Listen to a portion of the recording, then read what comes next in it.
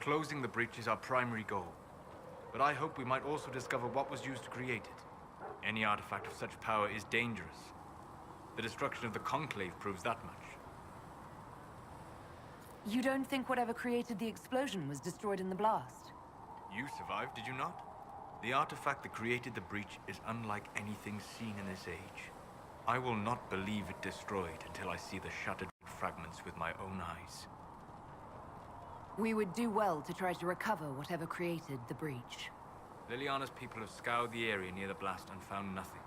Whatever the artifact was, it is no longer there. In any case, did you need me for anything? I'd like to know more about you, Solas. Why? You're an apostate, yet you risked your freedom to help the Inquisition. Not the wisest course of action when framed that way. I appreciate the work you're doing, Solas. I just wanted to know more about you. I'm sorry. With so much fear in the air. What would you know of me?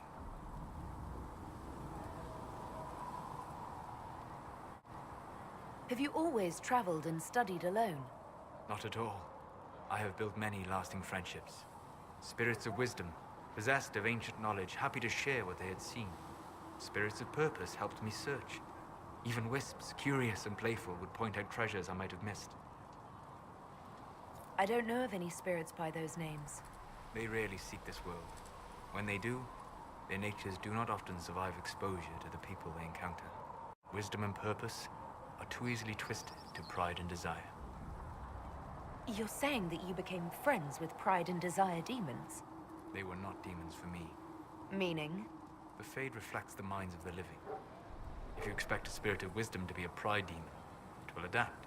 And if your mind is free of corrupting influences, if you understand the nature of the spirit, they can be fast friends.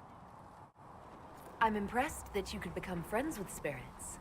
Anyone who can dream has the potential. Few ever try. My friends comforted me in grief and shared my joy. Yet, because they exist without form, as we understand it, the Chantry declares that spirits are not truly people. Is Cassandra defined by her cheekbones and not her faith? Varric by his chest hair and not his wit? You have an interesting way of looking at the world, Solas. I try. And that isn't quite an answer. I look forward to helping you make new friends.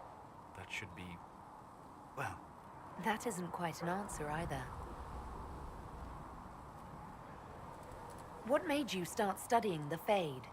I grew up in a village to the north. There was little to interest a young man, especially one gifted with magic. But as I slept, spirits of the Fade showed me glimpses of wonders I had never imagined. I treasured my dreams. Being awake, out of the Fade, became troublesome. Did spirits try to tempt you? No more than a brightly colored fruit is deliberately tempting you to eat it. I learned how to defend myself from more aggressive spirits, and how to interact safely with the rest. I learned how to control my dreams with full consciousness. There was so much I wanted to explore. I gather you didn't spend your entire life dreaming. No. Eventually, I was unable to find new areas in the Fade. Why? 2 reasons. First, the Fade reflects the world around it. Unless I traveled, I would never find anything new. Second, the Fade reflects and is limited by our imaginations. To find interesting areas, one must be interesting. Is this why you joined the Inquisition? I joined the Inquisition because we were all in terrible danger. If our enemies destroyed the world, I would have nowhere to lay my head while dreaming of the Fade.